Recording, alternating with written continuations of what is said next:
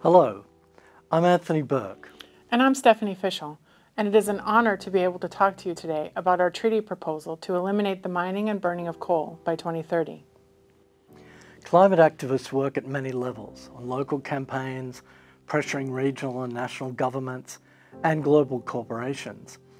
But one area they are having less impact is global governance. This is not their fault. It's because governments want it that way. The UN Framework Convention on Climate Change keeps environmental groups on the sidelines, and its consensus voting rules privilege the most powerful and recalcitrant states. This is why the Paris Agreement on Climate Change has voluntary targets and little accountability. It was a major achievement, but can it be trusted to save us from catastrophic global heating? Let's look at where we are at the end of 2020. The Intergovernmental Panel on Climate Change now recommends limiting global heating to 1.5 degrees Celsius, which will require reducing global emissions 45% by 2030 towards net zero by 2050. Prominent climate scientists are urging even faster pathways, net zero by the early 2040s, because IPCC analysis fails to take into account feedbacks such as melting ice caps and methane released from permafrost. Global emission paths are still on track for a truly catastrophic 4 to 5 degrees Celsius of heating by the end of the century. State commitments under the Paris Agreement might hold heating to a slightly less catastrophic 3 degrees. And so far, no major greenhouse emitter has committed to the net zero target of 2050. The US is withdrawing from the Paris Agreement. Neither the US, Japan, nor Russia, all among the world's largest emitters, will strengthen their Paris commitments.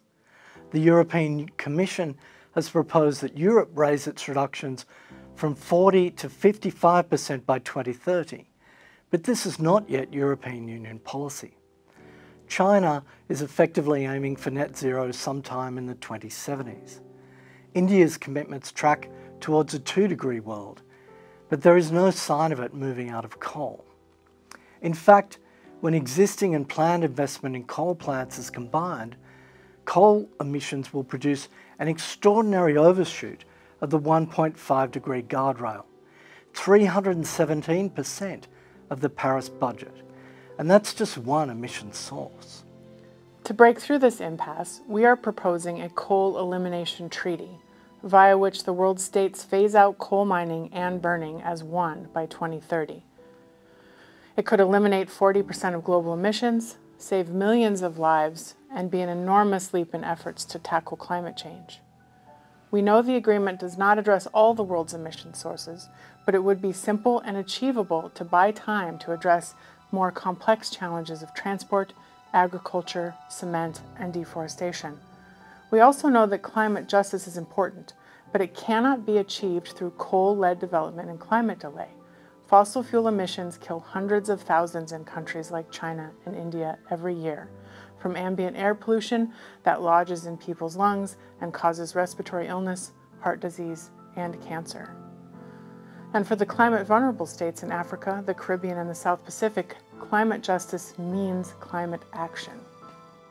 We suggest that developing countries should be assisted to transition out of coal with a fossil fuels transition fund, raised by taxes on fossil fuel imports and sales. Government should be supporting coal communities with Green New Deal style policies to stimulate sustainable new industries, as has been successfully achieved in Germany. Climate vulnerable states are acutely aware of the many ways that climate change poses an existential threat to their futures. And this is why big developing countries like India, China, Brazil, and Indonesia need to support this proposal. We began by talking about how the Paris Agreement is marred by nasty power politics that is delaying climate action. Our proposal finds a way around that by empowering civil society and climate vulnerable states to lead. The key is using the same pathway that led to the 2017 Treaty on the Prohibition of Nuclear Weapons, the Nuclear Ban Treaty, or the NBT. This extraordinary agreement happened in the teeth of concerted nuclear state opposition, who insisted we stick to the Nuclear Non-Proliferation Treaty, even as they ignored its central demand to disarm. It began with a global civil society campaign led by the International Campaign Against Nuclear Weapons, ICAN, who won the Nobel Peace Prize for their work. Then states like Mexico, Norway, and Austria picked up the initiative and held 3 major conferences on the humanitarian impact of nuclear weapons. They then used the UN General Assembly to convene a conference to negotiate and adopt the treaty outside the framework of the NPT. The whole process took less than 7 years and ended with a powerful new global norm against both the use and possession of nuclear weapons. We think the same process will work for a coal treaty. It can be led by the Global South and other high-ambition states like those in the Powering Past Coal Alliance.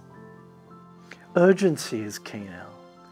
Climate models estimate that without dramatic cuts to emissions, the carbon budget to remain below 1.5 degrees could be burned up within 8 years at best and 18 months at worst.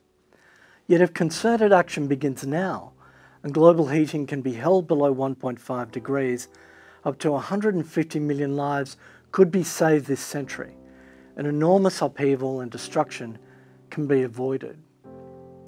The climate crisis presents us with opportunities as well as fears, but we can't rely on the Paris Agreement to take us to a better future all by itself.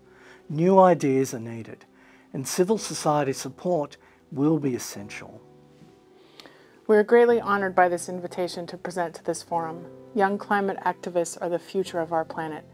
We hope you'll get behind the Coal Elimination Treaty, discuss it, and promote it to your own governments and circles. Thank you.